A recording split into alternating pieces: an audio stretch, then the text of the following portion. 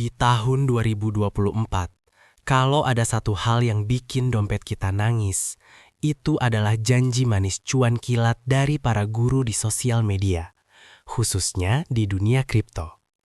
Kita sudah keluarin uang untuk bayar kelas yang harganya jutaan, keluarin uang lagi untuk modal trading, tapi kok ujung-ujungnya cuan yang dijanjikan malah jadi boncos, bahkan rugi ratusan juta.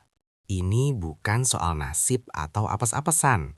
Ini adalah soal bisnis dan legalitas. Pertanyaannya, dalam skenario terburuk, bisakah guru-guru yang flexing mobil mewah ini benar-benar dipenjara? Dan yang paling penting, gimana caranya kita bisa amanin dompet dari jurang kerugian ini? Mari kita deep dive. Coba kita bedah dulu. Kenapa banyak orang terjerumus? Jawabannya sederhana. Aspiration marketing. Para guru ini tidak menjual ilmunya secara murni, tapi mereka menjual hasil atau image sukses.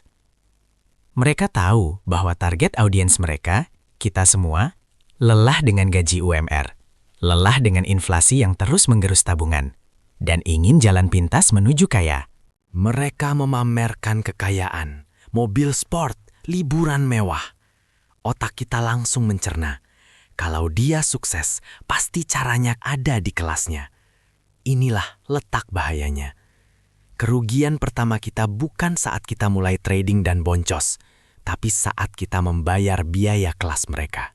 Anggap saja ada 1.000 member yang membayar kelas premium senilai 5 juta rupiah.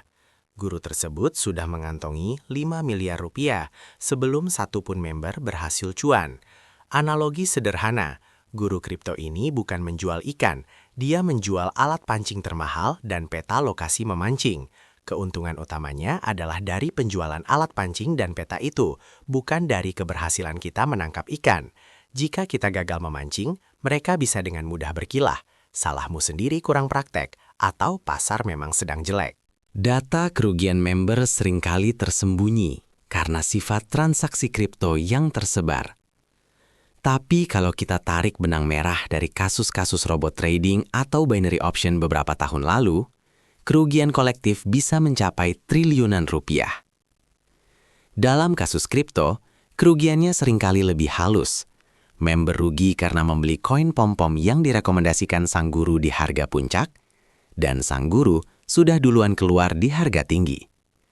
Inilah yang kita sebut skema pump and dump. Guru cuan dari koin yang dijualnya, member cuan dari buying the bags.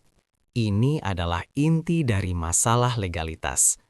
Apakah setiap guru trading yang membernya rugi bisa langsung dipenjara? Jawabannya tidak semudah itu. Dalam hukum, kita harus membedakan antara kegagalan investasi dengan tindakan penipuan. Skenario 1. Kegagalan investasi. Jika seorang guru hanya menjual kelas berisi analisis teknikal dan memberikan rekomendasi, namun disclaimer di awal sudah jelas bahwa trading berisiko tinggi, maka kerugian member masuk kategori risiko bisnis. Sulit bagi aparat penegak hukum untuk menjeratnya, karena pada dasarnya dia menjual jasa edukasi, bukan jaminan cuan. Ini setara dengan seorang chef yang menjual resep, tapi makanan kita gagal karena kita salah mengolah. Ini bukan kasus pidana. Skenario 2. Tindakan penipuan. Guru tersebut bisa dipenjara jika terbukti melakukan 3 hal utama ini. 1. Manipulasi pasar. Guru terbukti mempromosikan koin tertentu kepada member, sementara dia sendiri sudah memegang koin itu dalam jumlah besar, lalu menjualnya saat member mulai membeli. Ini adalah praktik ilegal yang bisa dijerat dengan Undang-Undang Pasar Modal atau Undang-Undang ITE jika penyebarannya melalui platform digital. Skema Ponzi terselubung. Jika cuan yang didapat oleh member lama berasal dari setoran member baru, bukan dari keuntungan trading yang real, maka ini jelas adalah skema Ponzi. Contoh kasus nyata adalah investasi bodong yang berkedok kripto, di mana janji return pasti 10% per bulan itu hanya dibayar dari uang member baru. Di sini, pasal yang dikenakan bisa pasal 378 KUHP tentang penipuan atau UU ITE. 3. Tidak berizin atau ilegal. Ini yang paling sering terjadi. Guru tersebut ternyata menawarkan jasa pengelolaan dana investasi atau jual beli aset kripto secara langsung, padahal dia tidak memiliki izin sebagai manajer investasi dari OJK atau sebagai pedagang fisik aset kripto dari Bapepti. Mengajak orang berinvestasi tanpa izin resmi adalah pelanggaran berat. Lalu, bagaimana kita, sebagai orang awam yang ingin cuan, bisa memproteksi diri dari risiko boncos dan juga jerat guru-guru nakal ini? Jawabannya ada pada 3 pilar utama: regulasi, due diligence, dan mindset.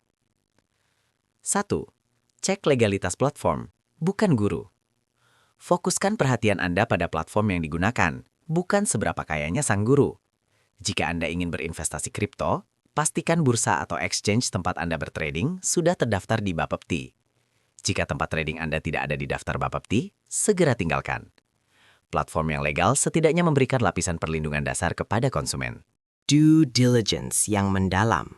Sebelum membayar kelas atau mengikuti sinyal, lakukan ini. Cek track record asli. Jangan lihat screenshot cuan yang mereka pamerkan.